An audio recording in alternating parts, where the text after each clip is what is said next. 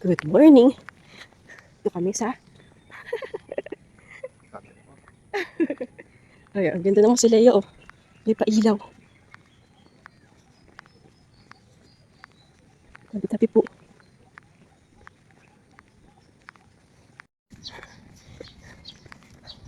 Ay, kilometers.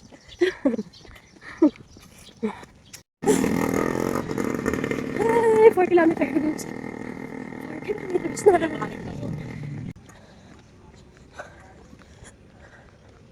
Almost 5 kilometers.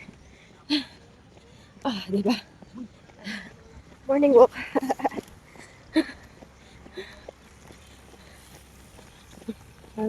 Gusto mo mag-burn ng fat. Nilakad mo, hindi dapat lakad Disney princess. Kailangan yung lakad mo yung parang malilik ka na, nagmamadali. Grabe, hinga. Magpo 5 kilometers na.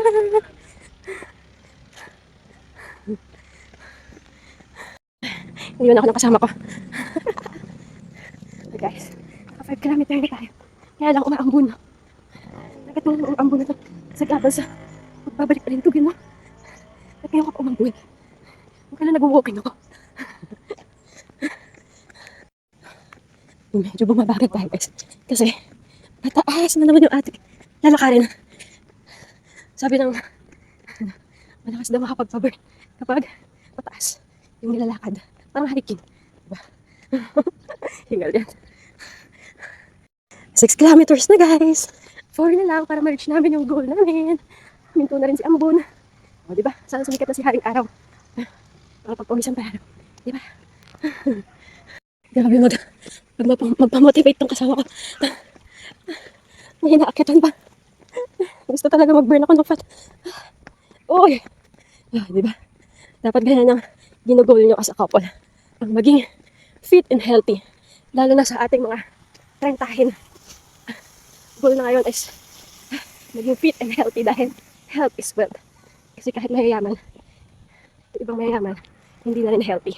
So, diba? Mayaman nga sila sa datong. Pero wala silang health. 7 kilometers na tayo, guys. Diba? Niiwan ako ng kasama ko. Ibang klase din mag-set ng goals to. Yung iba 10,000 steps lang. Sa kanya goal na sinet niya 10,000 kilometers. Musta naman yun, diba? Para sa aking beginner.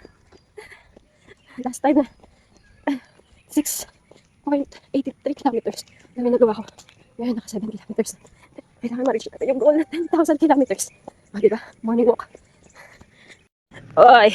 8 kilometer na tayo. Maliwanag na. 7:28 na. Naka 8 kilometer na kami. 2 kilometers na lang. Diba? Couple pose. Yan. Daan ng oras para maging healthy. Dahil hindi madaling magkasakit. Lalo na sa bansa natin. Isa pa. Ikot pa. Siyempre, wala pang 10,000 kilometers. Uy, 9 kilometer. 1 kilometer na lang. Diba?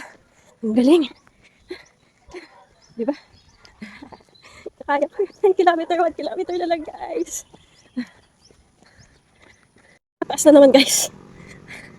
Last kilometer. Mataas na naman yung napili niyang lakaran. Galit na naman yung aking gastrocnemius. Yung aking hamstring na muscle sa binte. Diba?